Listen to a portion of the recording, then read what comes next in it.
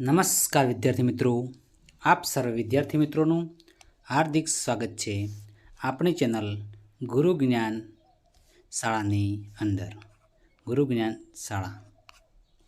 તો મિત્રો, આજે આપણે ધોરણ જે 7 છે એની અંદર વિજ્ઞાન વિષયનું મિત્રો પ્રશ્નપત્ર સોલ્વ કરવાના છીએ. તો વિદ્યાર્થી મિત્રો, વિડીયો તમારા લાસ્ટ સુધી જોવાનો છે. તો હૃદયના કયા ખંડમાંથી રુધિર ફેફસામાં આવે છે? તો મિત્રો આપણે જાણીએ છીએ જમણા સેપકમાંથી. શામાંથી આવશે મિત્રો? જમણા સેપકમાંથી. પ્રશ્ન નંબર 2 છે, બીજાણુ સર્જન દ્વારા અલિંગી પ્રજનન કરતી વનસ્પતિ કઈ છે? તો મિત્રો બ્રેડ મોલ્ડ છે. Bread mould Mucor. પ્રશ્ન નંબર 3 છે, એમાં મ્યુકર છે, મોસ છે, હંસરાજ છે, એવું લઈ શકો છો.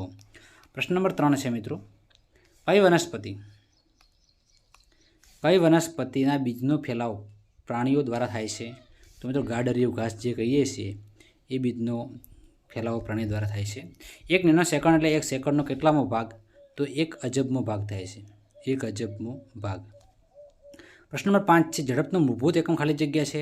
તો મીટર પ્રતિ સેકન્ડ. શું છે? મીટર પ્રતિ સેકન્ડ. પ્રશ્ન નંબર 6 છે, ફ્યુઝ વિદ્યુત પ્રવાહની કઈ અસર પર કાર્ય કરે છે? તો ફ્યુઝ વિદ્યુત પ્રવાહની ઉષ્મીય અસર પર કાર્ય કરે છે. પ્રશ્ન નંબર 7 છે મિત્રો, બહિર્ગોળ લેન્સ વડે કેવા પ્રકારના પ્રતિબિંબ રચાય છે? તો મિત્રો આપેલ તમામ, વાસ્તવિક અને મોટું, વાસ્તવિક અને નાનું, અને આભાસી અને મોટું મિત્રો. નેક્સ્ટ મિત્રો, પ્રશ્ન નંબર 8 તરફ આગળ વધીશું. તો પ્રશ્ન નંબર 8 તમારી સ્ક્રીન ઉપર છે, વસ્તુ કરતાં મોટું અને આભાસી પ્રતિબિંબ શાના વડે મળે છે? તો મિત્રો અંતર્ગોળ અરીસા વડે મળે છે. અંતર્ગોળ અરીસો. પ્રશ્ન નંબર 9 છે, નીચેનામાંથી કઈ પ્રાણિક પેદાશ છે? નીચેમાં ગુંદર છે, રબર છે, જડીબુટ્ટી છે, મધ છે? તો શું આવશે? ઓપ્શન નંબર ડી છે. શું આવશે? મધ. સૂક્ષ્મજીવો મૃત વનસ્પતિઓ પર પ્રક્રિયા કરી ખાલી જગ્યા બનાવે છે? તો ફૂગ અને મશરૂમ. પ્રશ્ન નંબર 11 છે, પાણીમાં ક્લોરીન વાયુ પસાર કરી જંતુનાશક બનાવવા માટે કઈ પ્રકારની પ્રક્રિયા વપરાય છે? તો રાસાયણિક. કઈ આવશે? રાસાયણિક. પ્રશ્ન નંબર 12 છે, એરેટર દ્વારા શું કરવામાં આવે છે? તો એરેટર દ્વારા હવા ઉમેરવામાં આવે છે. એરેટર દ્વારા શું ઉમેરવામાં આવે છે? હવા ઉમેરવામાં આવે છે. ત્યારબાદ મિત્રો પ્રશ્ન નંબર 2 છે, તમે દેખી શકો છો અહીંયા ઉત્સર્જન છે, ફલન છે, ઝડપ છે. તમે દેખી શકો છો પ્રકારનું પરાવર્તન એટલે મિત્રો તમે દેખી શકો છો પ્રકાશનું પરાવર્તન. શું કહેવાય? પ્રકાશનું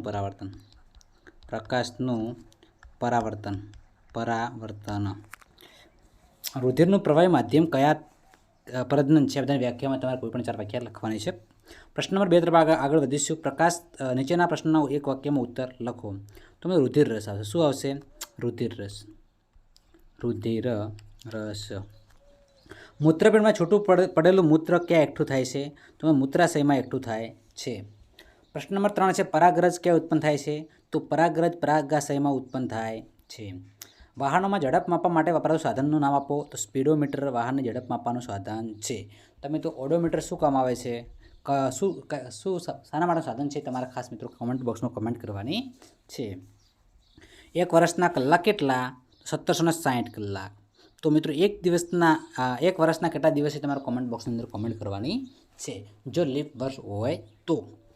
પ્રશ્ન નંબર 6 છે, વિદ્યુત ઘંટડીમાં કયું ચુંબક વપરાય છે?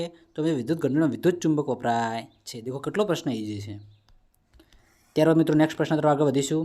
પ્રશ્ન નંબર 7 છે, જે તમારી સ્ક્રીન ઉપર તમે જોઈ શકો છો કે વિદ્યુત પ્રવાહ અને ચુંબકીય અસરનો સૌપ્રથમ કયા વૈજ્ઞાનિકે કર્યો હતો? તો ઓસ્ટેડ નામના વૈજ્ઞાનિકે કર્યો હતો. દાંતના ડૉક્ટર કયા અરીસાનો ઉપયોગ દાંતની તપાસ માટે કરે છે? તો અંતર્ગોળ. બરાબર, સ્ટાર્ટિંગ અંતરથી જાય એટલે અંતર્ગોળ તમે કહી શકો છો. વિઘટકોના 2 ઉદાહરણ, મોસ્ટ આઈએમપી ફૂગ છે, બેક્ટેરિયા છે મિત્રો, લખી શકાય છે. મનહોલ્સ એટલે શું? પરીક્ષા માટે મોસ્ટ ઇમ્પોર્ટન્ટ પ્રશ્ન હતો કે 2 કે 3 ગટર લાઈન મળે તેની દિશા બદલે તેવી મોટી ગટરને મનહોલ્સ કહે છે. શું કહે છે? મનહોલ્સ કહે છે. ત્યારબાદ મિત્રો આગળ વધીશું. તફાવતના 2 મુદ્દાઓ લખો. ધમની અને શિરા. અલિંગી પ્રજનન અને લિંગી પ્રજનન. બહિર્ગોળ લેન્સ અને અંતર્ગોળ લેન્સ. સ્ત્રીકેસર અને પુંકેસર. પ્રશ્ન નંબર 3 આકૃતિ દોરો. સાદા લોલકનો આવર્તકાળ નક્કી કરો. લોખંડની ખીલીનું વિદ્યુત ચુંબક બનાવવું. અંતઃગો રેસાની સામે વસ્તુનું જુદા જુદા અંતરે મૂકી રચાતા પ્રતિબિંબનો અભ્યાસ કરવો. પ્રશ્ન નંબર 2 છે. વૈજ્ઞાનિક કારણ આપો. તમે પ્રશ્ન જોઈ શકો છો. પ્રશ્ન નંબર 4 ગમે તે મિત્રો 2 પ્રશ્ન લખવાના છે. આ પણ પ્રશ્ન તમે જોઈ શકો છો મિત્રો. ત્યારબાદ ટૂંકમાં ઉત્તર આપો. બંને અંદર કોઈ પણ 4 લખવાના છે. 5માની અંદર પ્રશ્ન તમે જોઈ શકો છો. પ્રશ્ન નંબર 5 તમારી સ્ક્રીન ઉપર છે. નીચેના પ્રશ્ન ટૂંકમાં ઉત્તર લખો. ગમે તે 4 આ 5માં તમે જોઈ શકો છો મિત્રો. ત્યારબાદ બમાં પ્રશ્ન તમે જોઈ શકો છો. તો બ મિત્રો અહીંયા દેખી શકાય છે. તો વિદ્યાર્થી મિત્રો તમને મારો વિડીયો ગમ્યો હોય તો વિદ્યાર્થી મિત્રો તમે મારા વિડીયોને લાઇક કરો, શેર કરો અને જો મિત્રો સબસ્ક્રાઈબ કરવાનું બાકી હોય તો અમારી ચેનલને સબસ્ક્રાઈબ કરો અને બાજુમાં આપેલા બેલ આઇકનને પણ પ્રેસ કરો, જેથી કરીને આવનારા વિડીયો નોટિફિકેશન સૌ પ્રથમ વિદ્યાર્થી મિત્રો તમને મળતી રહે. જય હિન્દ, જય ભારત, જય ભારત. તો મિત્રો તમારે કેટલા માર્ક્સ આવશે એ તમારા કોમેન્ટ બોક્સની અંદર કોમેન્ટ કરવાની છે મિત્રો.